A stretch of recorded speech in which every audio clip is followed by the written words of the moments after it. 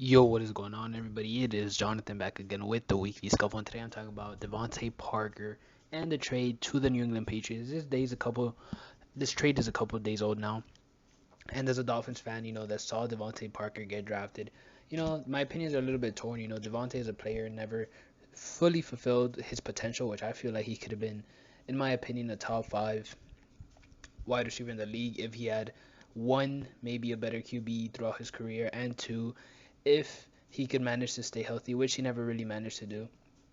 And I don't think him going to New England is going to make him that top guy. I think he's a solid weapon for Mac Jones.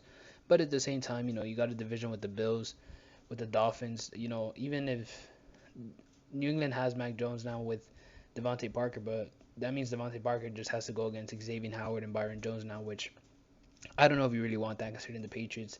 Even they lost their top cornerback. So, you know, as far as teams in the AFC West, not counting, of course, the Jets, this is probably the worst team you go to. I think the Dolphins are leagues better, especially now, than the Pats, and I think that's very much going to show this year. I think this is going to be a year where Tua breaks out, and the whole Mac Jones versus Tua debate is going to go out the window. And as someone who never really believed in Mac Jones, I'm curious if Belichick will actually allow him to throw more than a 2 yard pass.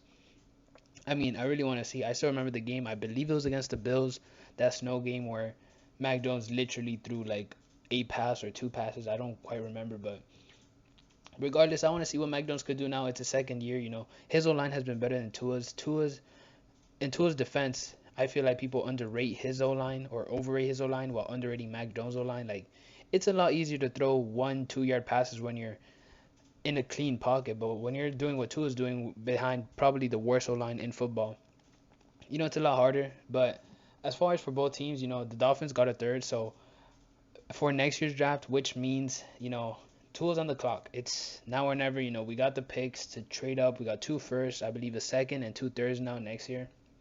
So, this is Tua's year to make or break it, prove that he belongs in the league and he could be a starting QB. And simultaneously for the Pats, I think it's a good weapon for Mac Jones. I think he's a good jump ball receiver. But the question now is, can he stay healthy and can Mac Jones take that next step? With that being said, we'll see how all this plays out and see you next time. Peace.